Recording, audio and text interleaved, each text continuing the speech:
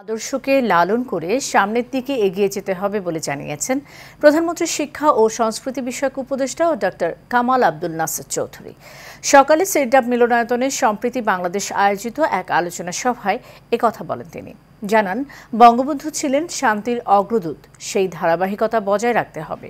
এই চেবিতুর রিপোর্ট।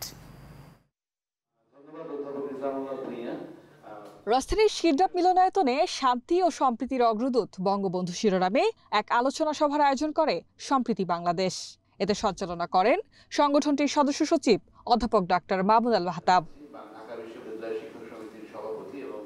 স্বাধীন একটি জাতিরাষ্ট্রের প্রতিষ্ঠা সহ বিশ্ব শান্তির বাণী পৃথিবীব্যাপী ছড়িয়ে দিতে আন্তর্জাতিক সম্প্রীতি প্রতিষ্ঠা করতে চেয়েছিলেন বঙ্গবন্ধু শেখ মুজিবুর রহমান। এমনটাই মত বিশিষ্টজনদের। বিশ্বকে অশান্ত করবার বা শান্তি বিঘ্নিত করবার যে প্রচেষ্টা চলছে, সেখানে কিন্তু বঙ্গবন্ধুর বঙ্গবন্ধুর উক্তি এবং বঙ্গবন্ধুর পরবর্তী প্রজন্ম শেখ হাসিনার উক্তিগুলো বারবার করে কিন্তু সেই কথাগুলি বলা হচ্ছে।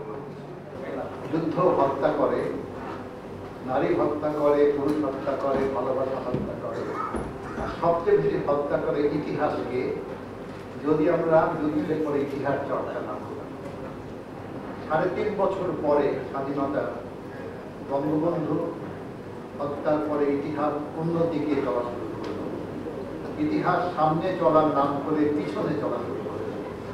একটি উন্নত সমৃদ্ধ শান্তির বাংলাদেশ বিনির্মাণের জন্য যে ৩.৫ বছর অক্লান্ত পরিশ্রম করে গিয়েছিলেন বঙ্গবন্ধু।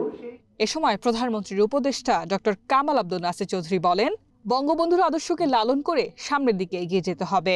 বঙ্গবন্ধু চিরকাল ছিলেন শান্তির অন্বেষণকারী, তিনি কিন্তু রেডিক্যাল ছিলেন এবং ছিলেন সমন্বয়বাদী।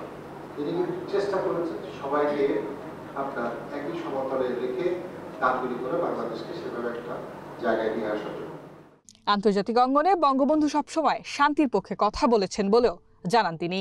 বঙ্গবন্ধু জীবদ্দশায়, বঙ্গবন্ধু তরুণ বয়সে যেভাবে চিন্তা করেছেন শান্তির জন্য, বাংলাদেশের জন্য, বাঙালির মুক্তির জন্য, হুবহুভাবে কিন্তু সেই কথাগুলি আছে। এই যে মিতু, এশিয়ান টেলিভিশন, ঢাকা।